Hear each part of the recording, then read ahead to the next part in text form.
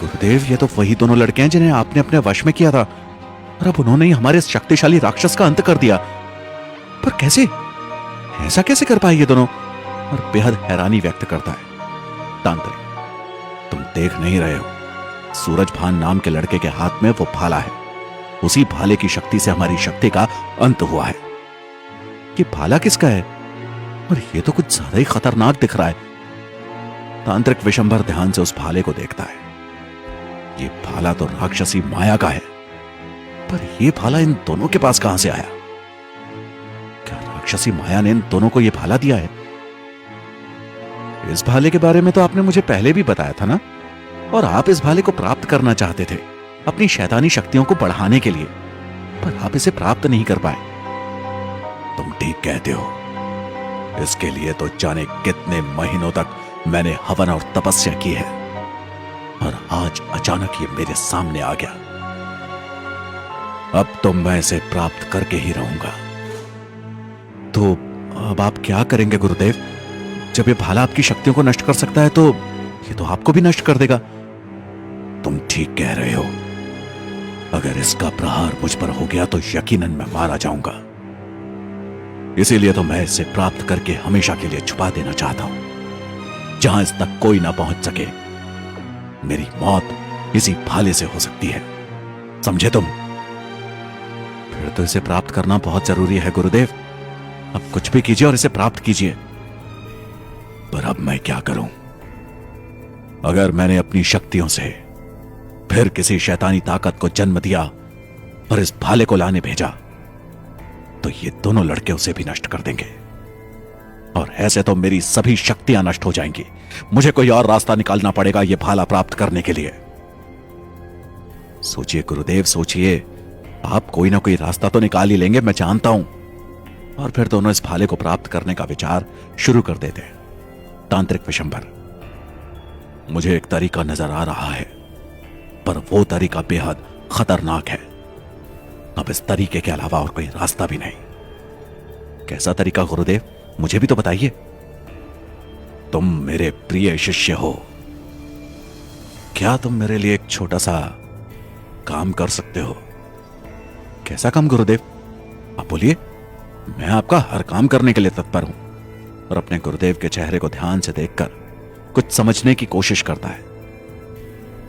तुम्हें अपनी सभी शक्तियों का त्याग करके हमारे इस क्षेत्र से बाहर जाना होगा, और उस भाले को इन दोनों लड़कों से प्राप्त करने की कोशिश करनी होगी। बोलो शिष्य, क्या तुम मेरे लिए यह सब कर सकते हो? कामरा अपने गुरुदेव की बात सुनकर थोड़ा सा हैरान और परेशान हो जाता है। अनेक भाव उसके चेहरे पर आकर चले जाते हैं। ठीक है गुरुदेव, मैं आपका यह काम करने के लिए तैयार हूं। तो फिर ठीक है। सुबह सूर्योदय के साथ तुम अपनी समस्त शक्तियों को यहीं छोड़कर बाहर निकल जाना, और इन दोनों से घनिष्ठ मित्रता करने की कोशिश करना। जब ये तुम्हारे जाल में अच्छी तरह से फंस जाएं, तो इन्हें किसी तरह से तुम इसी जगह पर लेकर आना। और यहां आकर अगर इन लड़कों ने यह भाला रख दिया, तो समझ लो कि यह भाला हमारा हो जाएगा। बस एक बार ये हमारे क्षेत्र में इस भाले को जमीन पर रख दे, फिर मैं उसे अपने कब्जे में ले लूंगा। ठीक है गुरुदेव, मैं पूरी कोशिश करूंगा इनको बेवकूफ बनाकर यहां लाने की। चलो फिर, अब आराम कर लो, रात बहुत हो गई है। फिर दोनों तंबू में जाकर अपने बिछावन पर लेट जाते हैं। तांत्रिक विशंबर आंखें बंद करके कुछ सोचता है। ये दोनों लड़के इतने चमत्कारी कैसे हैं? पहले भी ये मेरे सीमा क्षेत्र के अंदर प्रवेश कर गए, मेरी शक्ति भी नहीं यहां आने से रोक नहीं पाई। दूसरी ओर शंकर और सूरजभान अपने बिस्तर में आराम से लेटे हुए थे, परंतु उन दोनों की आंखों में नींद नहीं थी। इतनी खतरनाक जगह पर वो सो भी नहीं सकते थे। शंकर, यार ये क्या चमत्कार है? जिस भाले को 10 लोग मिलकर नहीं उठा पा रहे, हमने उस भाले को इतनी आसानी से कैसे उठा रखा है? चमत्कार है ये तो। सूरज, तुम ठीक कह रहे हो। ये कुलदेवी इन आदिवासी लोगों की है, उसके बावजूद भी ये लोग भाले को नहीं उठा पाए। और हम लोगों ने बड़ी आसानी से उठा रखा है। इसका मतलब कुछ तो है जो हमें इन लोगों से अलग बनाता है, और क्या है हमें ये जानना होगा। और यार, वो बरगद का विशाल पेड़ कहां गया? वो तो इन पेड़ों के बीच में से जैसे गायब ही हो गया हो। मुझे तो अब ऐसा ही लगता है यार, कहीं ऐसा तो नहीं जैसे हम सबकी झोपड़ियां गायब हुई हैं वैसे ही वो पेड़ भी गायब हो गया हो। क्योंकि ये तो सारा समय बदल चुका है, और इस समय में वो बरगद का पेड़ वहां हो ही ना। हम बेवजह उसे ढूंढने में अपना समय बर्बाद कर रहे। हाँ यार, ऐसा भी हो सकता है, क्योंकि उसे यहां तो हमने अच्छी तरह से देखा है। अगर वहां बरगद का पेड़ होता तो हमें नजर आ ही जाता। और आज हम हवेली पर भी नहीं गए। तुम्हारे तो माँ बाप चिंता कर रहे होंगे। चलो, मेरे माँ बाप तो दूर रिश्तेदारी में गए हैं, कम से कम वहां सुरक्षित तो होंगे। हाँ यार, रह रहकर उनका ध्यान मुझे भी आ रहा है। वो बहुत ज्यादा चिंतित होंगे और मुझे भी उनकी चिंता हो रही है। सुरक्षित हैं भी या नहीं, हम सुबह होते ही यहां से निकल जाएंगे हवेली की तरफ। ठीक है? ठीक है, चलो अब थोड़ी देर सो जाओ। पर मुझे नींद नहीं आ रही है, ऐसा लग रहा है जैसे अभी मेरी नींद खुली है।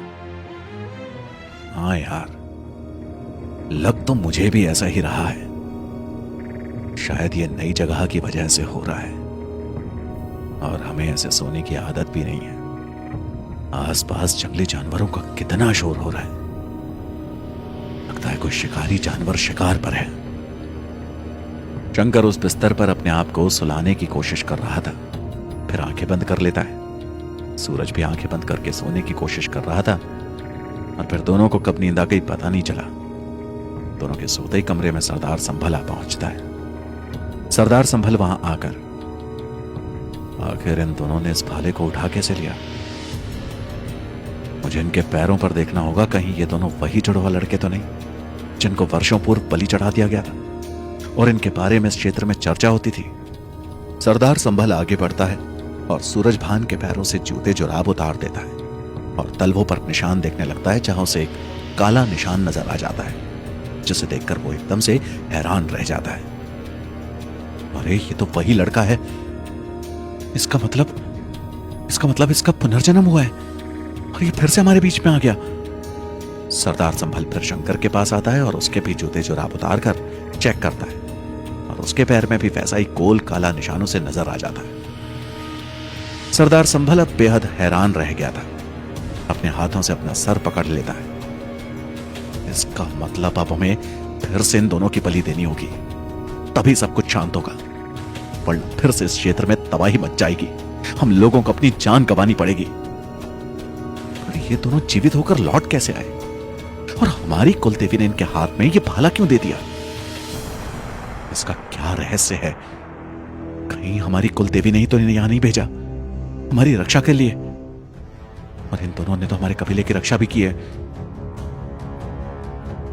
मुझे जो भी फैसला लेना होगा अब सोच समझ कर लेना होगा। कहीं मैं जल्दबाजी में इन दोनों की बलि दे दूं अपनी कुलदेवी के आगे और कुलदेवी नाराज हो जाए। पर अगर ऐसे ही मेरे कबीले पर संकट आता रहा तो मजबूरन मुझे इस बारे में सबको बताना होगा, ताकि इनको मारा जा सके। सरदार संभल वापस खड़ा हो जाता है और वापस पलटकर चल देता है कि तभी शंकर की आंख खुल जाती है।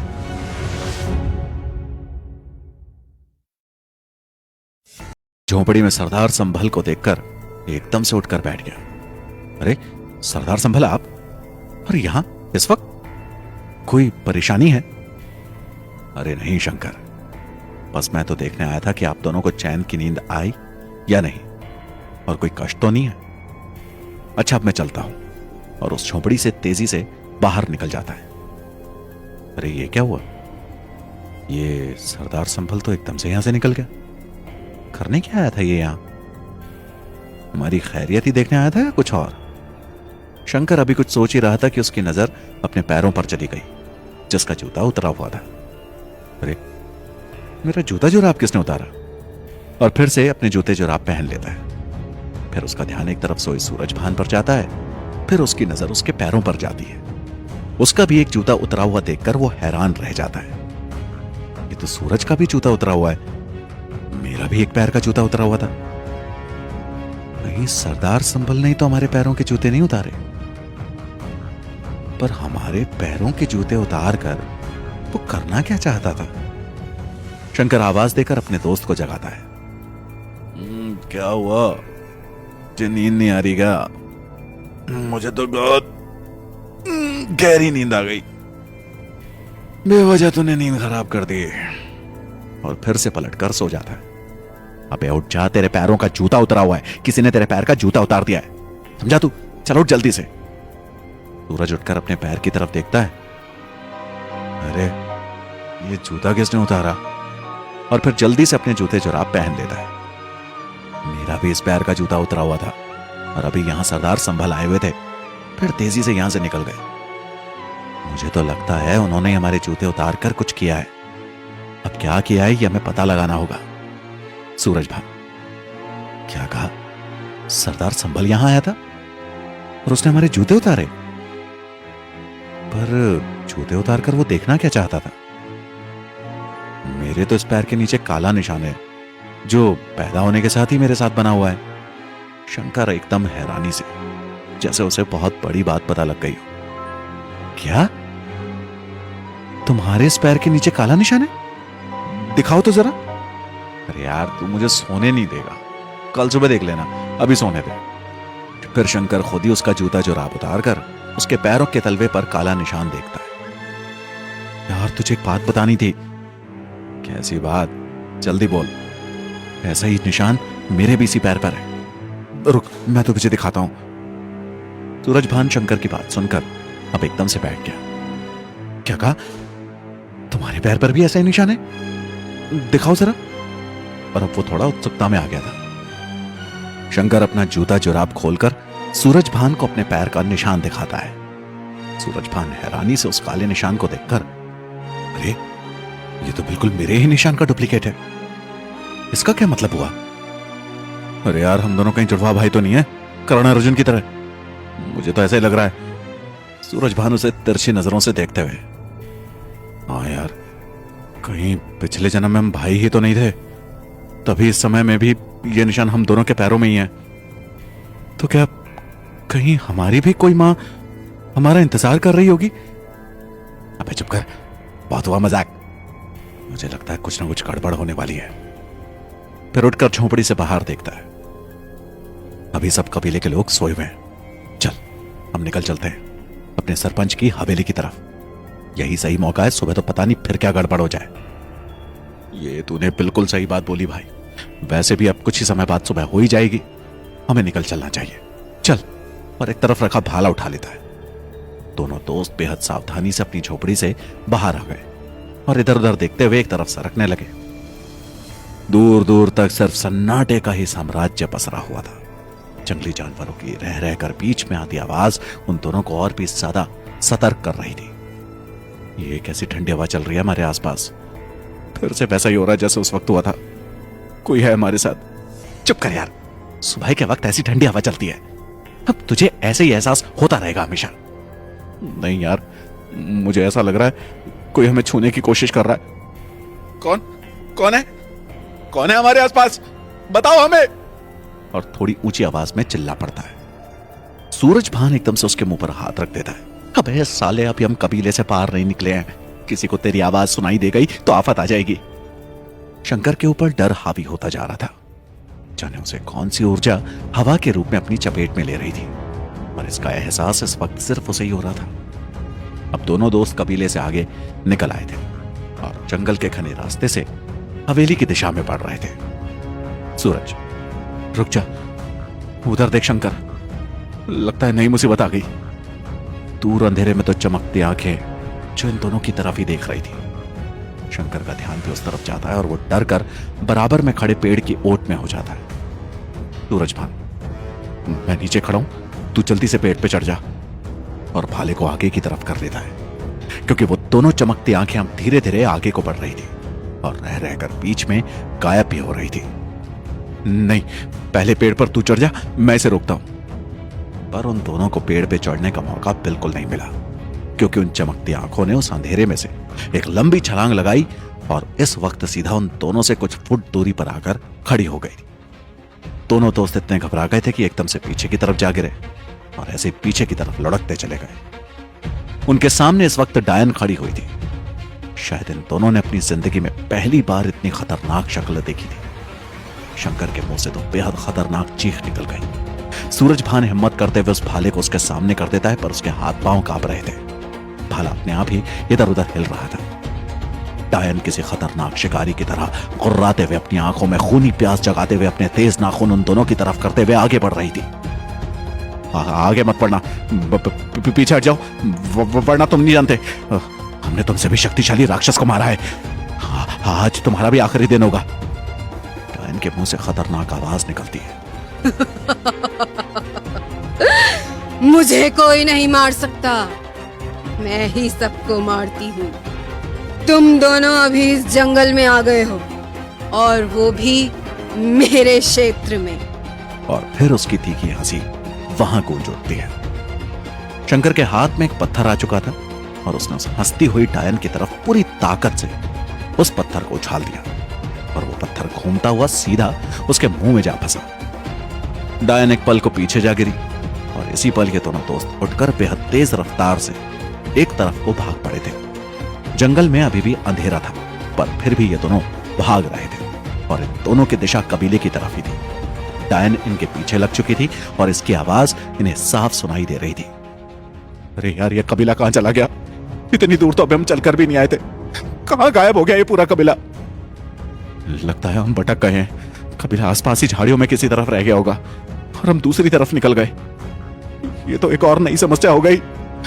जब भी जान बचाने के लिए भाग रहे तभी हमारे सामने एक नई समस्या आकर खड़ी हो रही है। अब तो अच्छा यही है कि अपने दिमाग से चलना ही बंद कर दे। सूरज भान एकदम से शंकर को लेकर एक तरफ लुढ़क जाता है और उसके सिर के ऊपर से डायन गुजर जाती है, जिसने एक लंबी छलांग इन दोनों के ऊपर ली थी। दोनों दोस्त फुर्ती से खड़े हो गए थे और फिर एक तरफ की झाड़ियों में जा छुपे थे। डायन फिर से अपने आप को संभालती हुई वहीं आ पहुंची और इधर उधर अपनी लाल आंखों को घुमाकर देख रही थी। कहां चले गए ये दोनों? कहां चले गए? अभी तो यहीं थे। और तेजी से इधर उधर झाड़ियों में देखती है। ऐसे तो ये हमारी झाड़ी तक भी आ पहुंचेगी। हमें कुछ करना होगा अगर हमें जीवित रहना है तो।